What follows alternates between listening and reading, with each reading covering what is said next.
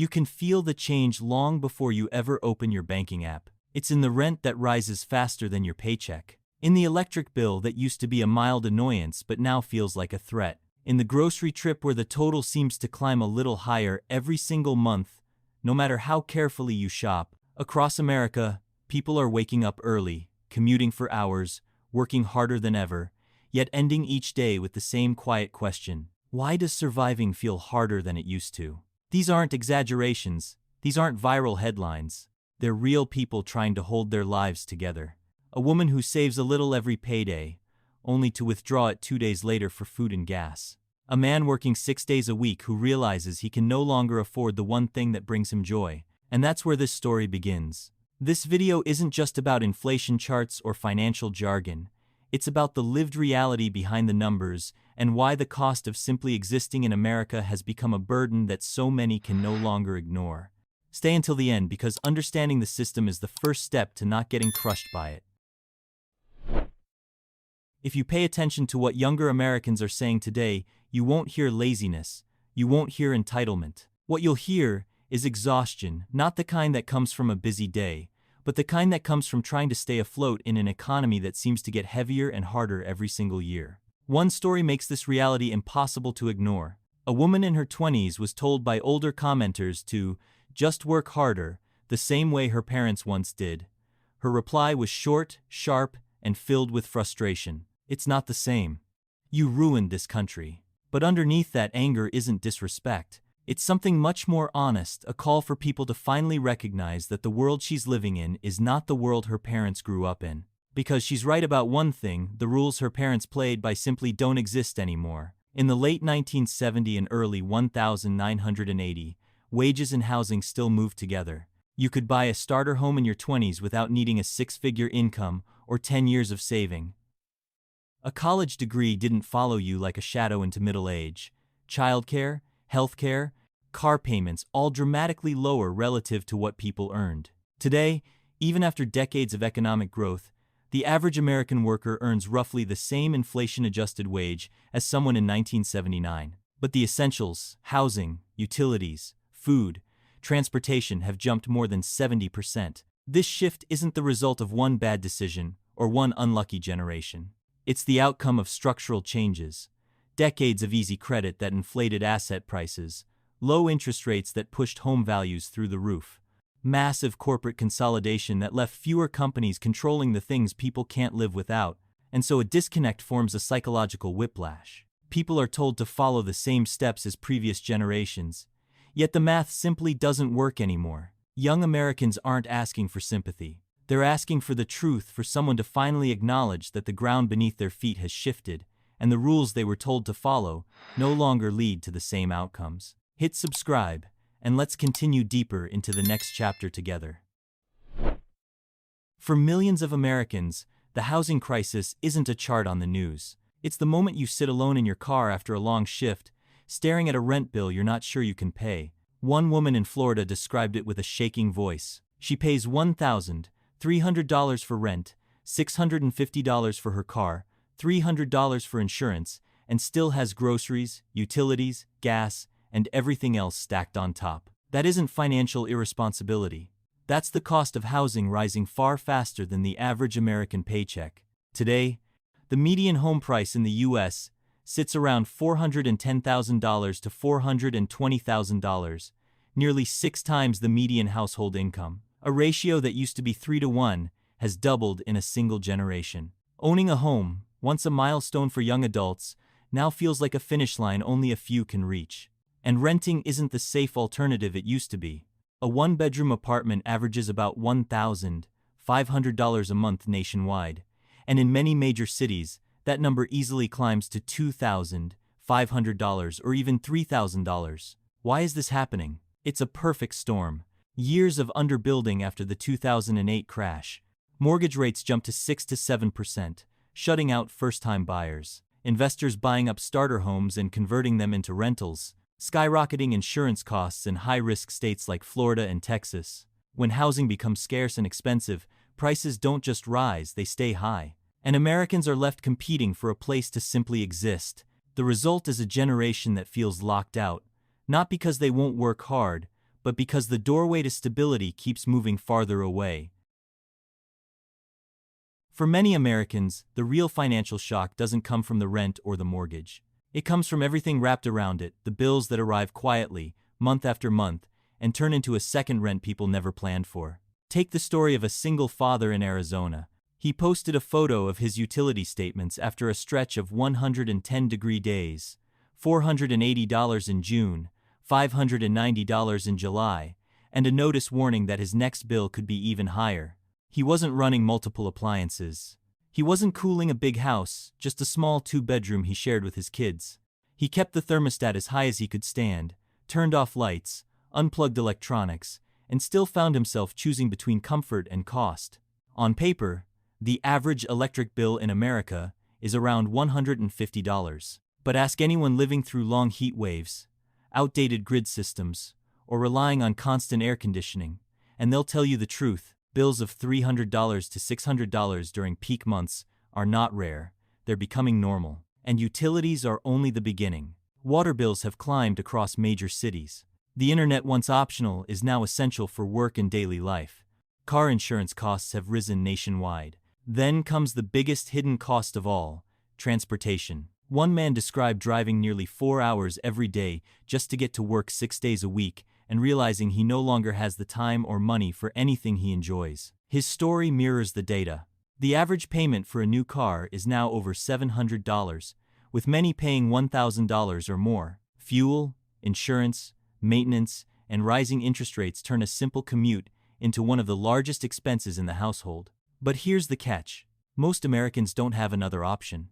Public transit is limited, jobs are far from home, a car isn't a luxury, it's a requirement for survival. And when all these basics stack up, they form something that feels impossible to outrun: a second rent, charged not for comfort or luxury, but just for the right to keep living your life. If there is one place where the cost of living crisis touches every American, it's the grocery store. You can delay a car repair, you can postpone a trip, you can cancel subscriptions, but you cannot stop buying food. And that's exactly where so many people realize just how tight things have become. One young woman put it in a way that stays with you. Every time she gets paid, she tries to set a little money aside. She makes a promise to herself that this time, she'll let her savings grow. But 2 days later, she's pulling that money right back out, not for luxuries, not for impulse purchases, but for groceries and gas. She says, "Every time I save, I end up needing it for the basics." That's not poor budgeting. That's a sign that the essentials themselves have become unaffordable. According to updated government food plans, a single adult now spends anywhere from $300 to $400 a month on groceries, more in major cities. And while inflation has slowed, food prices never returned to pre-pandemic levels. They simply stayed high, rising a little more each year, which means every paycheck buys slightly less than the one before it. But the problem isn't only price, it's access.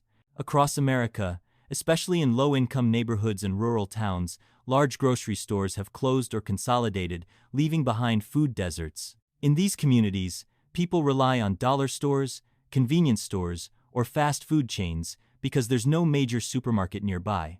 Fresh produce becomes harder to find and more expensive. Processed foods stay cheap. Families do what they must, stretching meals, skipping items, replacing fresh ingredients with shelf-stable alternatives. The grocery aisle becomes a place of calculation, not nourishment. And when even food, the most basic human necessity, feels like a financial burden, people can't help but ask, if eating is this hard, what chance do I have with everything else? For more and more Americans, getting through the month isn't something they can cover with the money in their wallets anymore. They have to rely on credit, not because they're chasing new gadgets or weekend trips, but because the basic cost of living has grown faster than their paychecks. One creator shared her monthly expenses in a way that felt painfully familiar. Rent, electricity, water, groceries, gas, a car payment, insurance, a list of essentials, nothing extra. Then she asked the question that millions quietly ask themselves at the end of every month. Which bill can I afford to pay late this time? That isn't poor planning. That's a sign of an economy where income and expenses no longer match. And credit cards have stepped into the gap, becoming the lifeline people rely on when the money runs out before the month does. But that lifeline comes with teeth, Credit card balances in the US recently climbed past $1.2 trillion, the highest level ever recorded. The average interest rate is now over 22%, meaning that even a small balance snowballs quickly. A $5,000 balance can quietly turn into thousands more in interest if someone can only afford the minimum payment. And here's the part many don't realize. Most people carrying these balances aren't overspending. They're covering essentials, groceries, rent gaps, emergency repairs, medical copays. Healthcare only intensifies the squeeze. Even with insurance, deductibles and out-of-pocket costs push families into using credit just to stay afloat. An unexpected prescription, a broken tooth, a doctor's visit that can't wait, none of it fits neatly into a monthly budget, and that's how debt slowly becomes a normal part of life. Interest turns into something you're always paying, month after month. Any sense of financial breathing room simply disappears. People aren't falling behind because they're careless or irresponsible. They're falling behind because the numbers of modern American life just don't add up anymore. At some point, the conversation about money stops being about numbers. It becomes about something heavier, the emotional weight people carry every day just to keep going. You hear it in the voices of workers who say they're tired, not just physically, but in a deeper way that sleep can't fix. Tired of working long hours, tired of racing against bills, tired of feeling like progress is always one step out of reach. One man described his routine: 6 days a week at work, nearly 4 hours of driving every day, and a paycheck that disappears the moment it arrives. He wasn't asking for sympathy. He was trying to understand how effort and reward became so disconnected. And he's not alone. Surveys show that a majority of Americans feel stressed about their finances every single day. When rent jumps unexpectedly, when the power bill doubles, when a car repair throws the entire month off balance, it creates a constant state of tension, a feeling that life is less about living and more about scrambling to catch up. This kind of pressure shapes everything. It influences relationships, it affects mental health, it reshapes the future people imagine for themselves. The American dream used to be a promise: work hard, make good choices, and life will gradually get better. But that promise feels more fragile now. Owning a home is delayed, starting a family is postponed, savings don't grow fast enough to feel meaningful. Mobility, the belief that each generation will do better than the last, has slowed. Yet, even in this heaviness, there's something that hasn't disappeared: hope. People still want stability, time, and a fair shot at building a future. They just need an economy that gives them the chance. When you step back and look at everything together, the housing crunch, the rising utility bills, the grocery aisle shock, the growing dependence on credit, and the emotional strain that follows, it becomes clear that this isn't just an economic story. It's a human one.